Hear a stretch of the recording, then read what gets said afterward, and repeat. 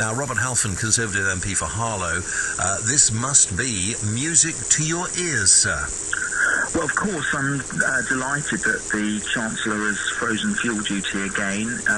It's been frozen every year now, and in fact it was cut in 2011, so at least in tax terms it's about 20 pence cheaper. But it is worrying, as you say, that fuel prices are going up, particularly diesel, which is about 121.9, 122, depending on where you go. Now, as you're, of course, a new member of the Cabinet, Robert, were you not able to sort of twist his arm up his back a little bit? Well, I lobbied hard to keep the fuel duty freeze because there are some people who believe that fuel duty should go up because it raises revenue from the government. In fact, the Prime Minister once said I was the most expensive MP, not because of expenses, I should add, but because I'd cost him $5 billion a year in the campaign for fuel duty. But I think the Chancellor realises that we are a great car economy. It hits everyone, whether it is people who drive cars, businesses, and even people who take buses, because every time the price of fuel goes up, the price of buses go up as well, and it has a massive impact on food prices because of the transportation costs. Well, sometimes you wonder if people realise this, because if the fuel gets more expensive, that actually has a knock-on effect to well, practically everything we have. It impacts every part of our society, from food prices to the cost of business. Businesses pay millions of pounds every year, especially freight companies, when fuel prices go up. And, of course, that has an impact on jobs. So that's why I've campaigned so hard over the years. And I was worried when there was the talk over the last few weeks that it might go up. But I'm really happy that he's frozen it. I mean, the fuel duty freeze can't continue forever, can it? What's going to happen? Well, this is I think it's probably the first time in a generation that the government, any government, hasn't put up fuel duty. I genuinely don't know. I mean, I'm going to campaign for it to be frozen every year, whether I'm in the government or outside the government, because I think it's a totemic tax, as I said, has an impact on every part of our economy.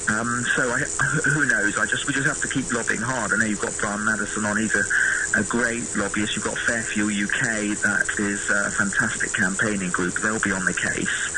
The many MPs understand that it's completely really difficult for everyone if fuel duty goes up. So we just have to keep on campaigning. So you're going to keep on for as long as you can on this. Do you think there's ever going to be a time when you can persuade the government to actually cut the duty on fuel? Because it's the duty on the fuel is actually what makes it so expensive in this country. Yeah, I mean, it's still roughly 60% of our taxes. I think it would be great one day if they had the money to cut it again. But because of inflation being so low, the freeze actually does mean a small cut in real terms. And the government did cut fuel duty a few years ago. Of course, I will always campaign for lower fuel duty.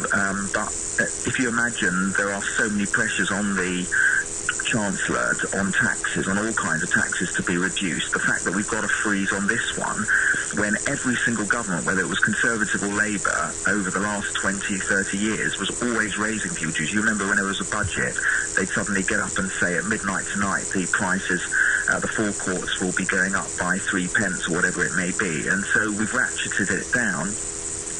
But of course, we just have to campaigning to try and get it lower. I'm going to talk, as you quite rightly say, to Brian Madison from the Petrol Retailers Association in a moment, Robert. Do you think there's anything they can do to try and bring the costs down? Well, I think that I think I must meet with Brian Madison regularly. I think the Petrol Retailers Association do all they can, and they have some good ideas to try and quite complicated issues. I'm sure he'll explain about getting the price of fuel cheaper at the forecourts. Fair Fuel UK, as I said, is an incredible campaigning group.